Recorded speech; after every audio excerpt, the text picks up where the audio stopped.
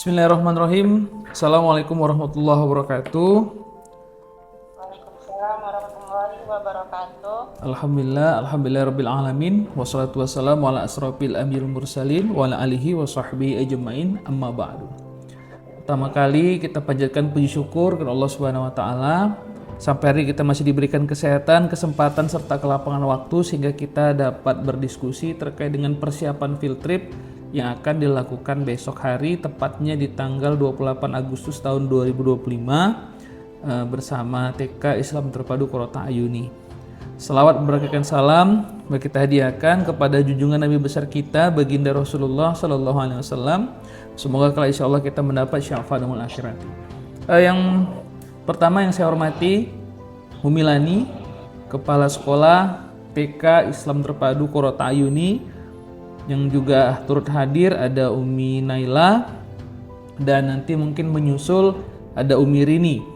Tentunya beberapa hal yang akan kita bahas. Yang pertama terkait dengan persiapan field trip besok. Yang pertama insya Allah besok mobil bus ada 2 unit yang seat 19 itu akan sampai ke sekolah TK kita itu di jam 7. Jadi kalau bisa Umi Lani, Umi Naila, upayakan anak-anak paling lama jam 8 sudah berangkat dari TK. Dari TK sudah berangkat. Nah itu karena ada 2 mobil, jadi gurunya dibagi 2. Harusnya kan tadi Umi Una ikut, cuma karena beliau sakit, jadi kita bagi satu. Mungkin Umi Rini berada di bus yang satu, Umi Lani dan Umi Naila berada di bus yang satu. Ya. Nah di dalam bus itu saya sudah menyiapkan mic-nya. Nanti sembari berjalan jangan lupa pertama arahkan untuk berdoa ya anak-anak, terus nanti ada dokumentasi selama di mobil juga kalau bisa. Lalu yang kedua saat di jalan kasih arahan-arahan ya, baik kita mau jalan-jalannya ke field tripnya kemana diarahkan. Jadi field trip kita itu yang pertama kita upayakan jam 8:30 itu sudah sampai di Museum Perkebunan yang ada di Jalan Gatot Subroto. Nanti di sana yang perlu diketahui umi-umi sekalian, itu orang tua tidak boleh masuk.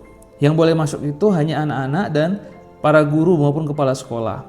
Jadi guru-guru nanti mengarahkan orang tua suruh tunggu di luar selama anak dalam proses pembelajaran di dalam.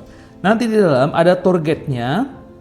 Nanti selama field trip saya nanti ada 2 orang, satu fotografer dokumentasi dari kampus TK Senda Medan, yang satu yang mendampingi di setiap field trip kita. Dia akan berkomunikasi dengan tempat-tempat yang akan kita tuju. Dan nantinya di dalam ada tour guide-nya. Nanti anak-anak akan diarahkan bagaimana sistem yang ada di Museum Perkebunan. Nah setelah itu, setelah pemaparan dari tour guide dalam, lalu nanti anak-anak dibawa jalan-jalan. Nah setelah itu spot foto.